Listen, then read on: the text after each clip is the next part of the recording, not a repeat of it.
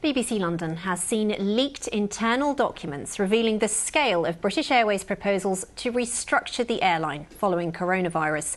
Under the plans, more than 12,000 jobs could also be at risk. BA says it has no choice but to dramatically respond to the challenges it faces to secure its long-term future. But there's been severe criticism, with one member of the airline's Heathrow cabin crew telling this programme the ongoing uncertainty and stress contributed to him suffering a stroke. He's been talking to Guy Lynn. I was having sleepless nights, waking up in the middle of the night with palpitations. This feeling of dread, it's been horrendous. He's been serving BA's customers in the skies for more than 25 years, and since being told he may face redundancy, has suffered a huge stroke, he says, linked to stress, despite only being in his 40s. He's asked to remain anonymous.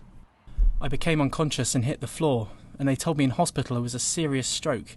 The doctors said it was linked to stress. Now I fear for my future, my job and health. I don't know what I'm going to do. And neither do thousands of others.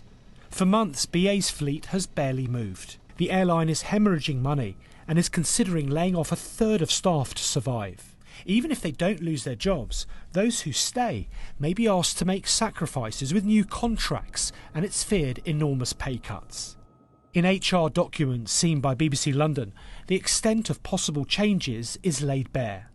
Options under consideration could affect more than half of 3,000 at head office, more than two-thirds of cabin crew at Heathrow and Gatwick, and 850 out of more than 1,000 answering flight inquiries at contact centres. The proposals all come after a collapse in customers, ticket revenue and travellers from many countries having to go into quarantine for 2 weeks. What's really going to make it tough for British Airways is the fact that we're not going to see business travel rebound, I think, in the same way as leisure travel. Over the past few months, we've discovered that you can have a decent video conference, and that means the people who are paying £5,000 for a trip to New York in business class simply won't be making so many journeys. BA aren't the only ones. Qantas Today, EasyJet, Ryanair, Virgin Atlantic have all said thousands of jobs could go. And in a statement to BBC London, British Airways said they were acting to protect as many jobs as possible. The airline industry was facing its deepest structural change to date, and they called on Unite and GMB to consult with them on their proposals. This man spent 3 weeks in hospital and nearly died, convinced it was down to stress.